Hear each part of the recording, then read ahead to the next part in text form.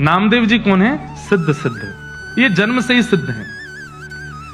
बचपन से ही भक्ति में इतनी रुचि, इनके नाना जी सेवा करते थे ठाकुर जी की, तो ये बाहर खड़े खड़े सोचते मुझे कब सेवा मिलेगी।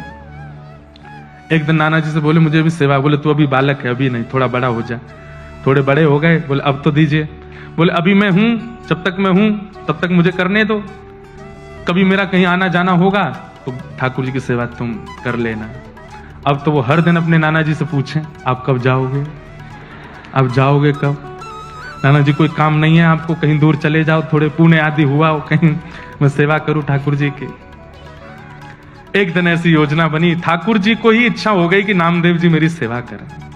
ये इतना व्याकुल होकर के मुझे देखते हैं, तो इनके नाना जी बड़े बड़े कार्यों को भी ठुकरा देते थे कि सेवा नहीं छोड़ूंगा, लेकिन आज एक ऐसा कार्य आया कि इनको जाना ही पड़ा, और तीर्थ के ओर जाना था, तो कुछ समय महीने लगा के आना था।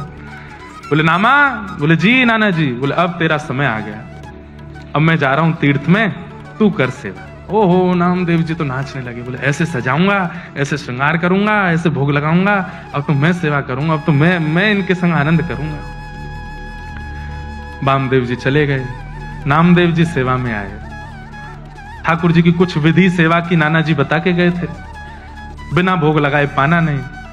ठाकुर जी के आगे भोग पधराया, भोग पधरा करके नामदेव जी बैठ गए, बोले पाओ।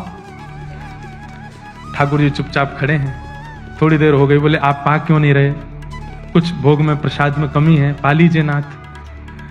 आप नहीं पाएंगे तो मैं भी नहीं पाऊंगा। एक दिन नहीं पाया, 2 दिन नहीं पाया, तीसरा दिन आ गया। यहाँ छोटे से नामदेव जी भी भूखे प्यासे बेचारे, जब तक ठाकुर जी नहीं पाए मैं कैसे पाऊं। तीसरा दिन जब आया, ठाकुर जी ने आज भी जब भोग नहीं पाया, तो श्री नामदेव जी ने एक छुरी उठा ली और अपने गले पर रख ली।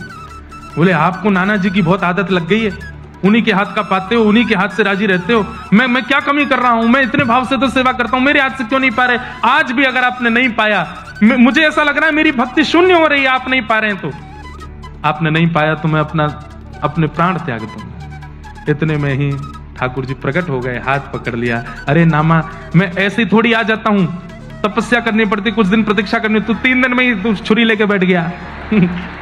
कुछ दिन तो प्रतीक्षा करनी थी, कुछ दिन तपस्या कर, प्रतीक्षा कर, फिर आऊंगा। नामदेव जी ने हाथ पकड़, अब आ गए हो तो क्यों जा रहे हो? अब पी जाओ, खा जाओ इसको। ठाकुर जी बोले बहुत सरल है, बहुत सहज है। बंधुओं, या तो भयंकर तपस्वी नाम जापक आदि कुछ बन जाए तो भगवत कृपा, या अत्यंत सरल सहज बन जाए, इतना सीधा, इतना भोला भौंदू बन जाए तो ठाकुर जी की कृपा होती है। बैठ गए, नामदेव जी सुंदर सुंदर पकवान देते हैं, ठाकुर जी प्रेम से पाते हैं। अब तो इतने प्रसन्न हो गए नामदेव जी कि रोज ठाकुर जी आते हैं। नाना जी लौट करके आ गए कुछ दिन बाद। जैसे ही नाना जी आए, आकर के बोले कैसी रही सेवा आदि, कैसी चल रही है? आप ही जाके पूछ लो, भीतर जाके आप ही देख लीजिए। तुम्हारा जैसे वामदेव जी ने प्रवेश किया तो ठाकुर जी अलग ही चमक रहे थे, और मंदिर का वातावरण, आभा, प्रभा, सुगंधी सब कुछ से लगने लगा कि ठाकुर जी सेवा तो हुई है। नामदेव जी को हृदय से लगाया, बहुत प्रसन्न हुए। अब आज से सेवा नाना जी करने लगे, सामने भोग प्रसाद रख दिया, नामदेव जी खड़े खड़े देख रहे थे। अब वो तो थोड़ी देर भोग रख के पर्दा करके उठा लिया। बोले ये क्या कर रहे हो आप? वामदेव जी बोले भोग लगाए बेटा। भोग कहां लगा, इसमें तो सारी सामग्री रखी है, कुछ खाया तो है नहीं ठाकुर जी ने। वामदेव जी बोले ऐसे ही लगता है भोग, ठाकुर जी के सामने पधरा दो, पर्दा लगाओ, उठा के ले चलो। बोले मेरे से तो ऐसे नहीं होता था, मैं तो थाली की जितनी सामग्री धरता था सब पाते थे ठाकुर जी, सब पाते थे। बोले हाँ, अच्छा तो ये ले थाली, पवा के दिखा। सामने रख दिया। नामदेव जी बोले जय जय, आ जाओ, जैसे हर दिन आते थे वैसे आ जाओ, जल्दी आ जाओ। ठाकुर जी नहीं आए।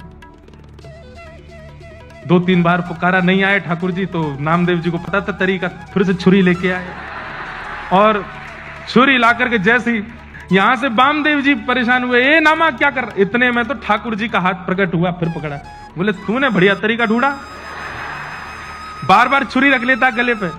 हाँ, आप लोग नहीं करना ऐसा है ना।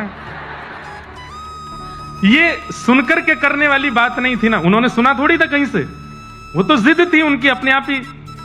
ठाकुर जी बोले नामा तुझे मैंने बोला था ना, इतनी जल्दी प्रकट नहीं कराया कर मुझे। थोड़ी तो तपस्या, थोड़ा तो धैर्य किया कर। मुझे कितना कुछ छोड़ के आना पड़ता है, पूरा ब्रह्मांड का भार मेरे सिर पर है, सब कुछ देखना होता है, तू समझता ही नहीं है।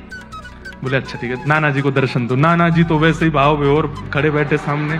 इतना जीवन निकल गया, कभी ठाकुर जी नहीं देखे, बारे नामा तेने 3 दिन इतने दिन की सेवा में ठाकुर जी प्रकट कर दिए। ऐसे श्री नामदेव जी महाराज हमारे। ठाकुर जी तो आने को तैयार बैठे हैं, ठाकुर जी तो प्रकट होने को आज भी बैठे हैं। आपके प्रस्तुतिकरण में कहीं कमी है, आपकी सेवा में कहीं कमी है।